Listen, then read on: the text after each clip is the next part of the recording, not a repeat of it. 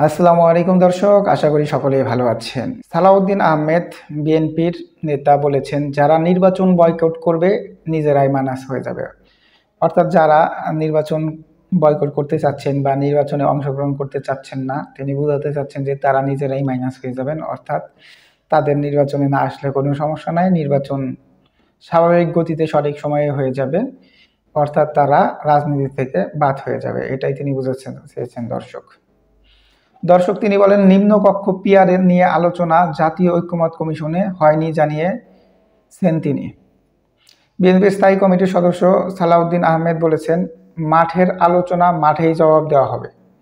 আর নির্বাচন বিরোধী কথা যারা বলবে তারা রাজনীতির মাঠ থেকে মাইনাস হয়ে যাবে।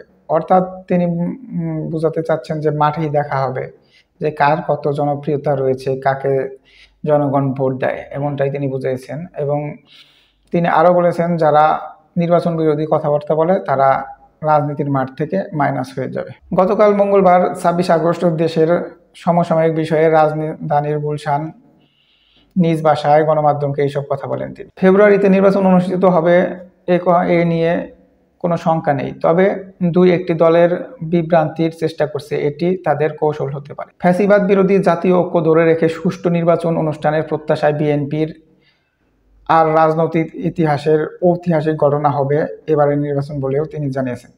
অর্থাৎ তিনি বলেছেন এবারের নির্বাচনটা হবে ঐতিহাসিক নির্বাচন, এখানে কোনো ধরনের দুর্নীতি, তারপরে ভোট ডাকাতি, ভোট চুরি, দিনের ভোট রাতে, এরকম কোনো কিছু করবে না।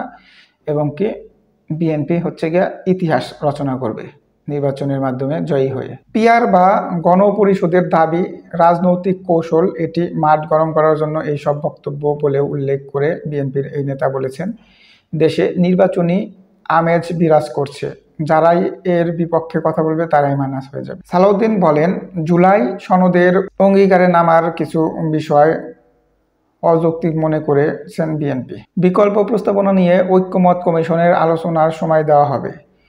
সংবিধানের উপরে স্থান পায় এমন কোনো বিষয় গ্রহণযোগ্য হবে না।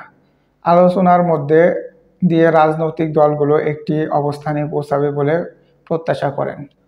অর্থাৎ জুলাই সনদ নিয়ে তাদের কিছু সমস্যা রয়েছে, অর্থাৎ কিছু বিষয়ে তারা একমত নয়, এটাই তিনি বলেছেন। এবং এমন কোনো বিষয় যেটা হচ্ছে গিয়ে সংবিধানের উপরে যাবে সেটাকে তারা মেনে নেবেন না। দর্শক সালাউদ্দিন আরও বলেন, কোনো দল নির্বাচনে অংশ না নিলে এটি তাদের রাজনৈতিক অধিকার। অর্থাৎ কেউ যদি নির্বাচনে অংশগ্রহণ না করে সেটা তাদের রাজনৈতিক অধিকার, অর্থাৎ এতে কোনো কিছু যায় আসে না, নির্বাচন এতে হয়ে যাবে, অর্থাৎ নির্বাচন বন্ধ হওয়ার কোনো চান্স নেই।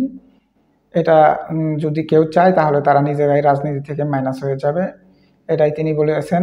এবং তিনি আরও বলেছেন যে কিছু কিছু ইসলামিক দল রয়েছে ২-৪টা, যারা পেয়ার সিস্টেমে নির্বাচন চাচ্ছে অথবা নির্বাচন বানচাল করার চেষ্টা চালাচ্ছে। তিনি আরও উল্লেখ করেন, কিছু কিছু রাজনৈতিক দলের সাথে তাদেরও কথাবার্তা হচ্ছে, যাদের সাথে তারা ঐক্যমত বা জোট করতে পারেন, কিন্তু জামাতের সাথে কোনো ধরনের জোট করার কোনো সম্ভাবনা নেই এবং তারা করবেও না। দর্শক সালাউদ্দিন আহমেদ যে কথাটি বলেছেন যে যারা রাজনীতি নিয়ে যা উল্টাপাল্টা কথা বলছে, অর্থাৎ নির্বাচন বাধাগ্রস্ত করতে যাচ্ছে বা নির্বাচনে অংশগ্রহণ করবে না বলছে, তারা নিজেরাই রাজনীতি থেকে মাইনাস হয়ে যাবে। দর্শক এই বিষয়ে আপনাদের যদি কোনো মতামত থাকে এবং আপনাদের কি মনে হয় সত্যি যে জামাত বা আরও ২-৪টা দল যদি নির্বাচনকে বয়কট করে এবং আন্দোলনের নামে, তারপরেও কি ফেব্রুয়ারিতে নির্বাচন হবে নাকি ফেব্রুয়ারিতে নির্বাচন বাধাগ্রস্ত হবে? কমেন্টসে জানাতে ভুলবেন না। ধন্যবাদ সকলকে। আসসালামু আলাইকুম।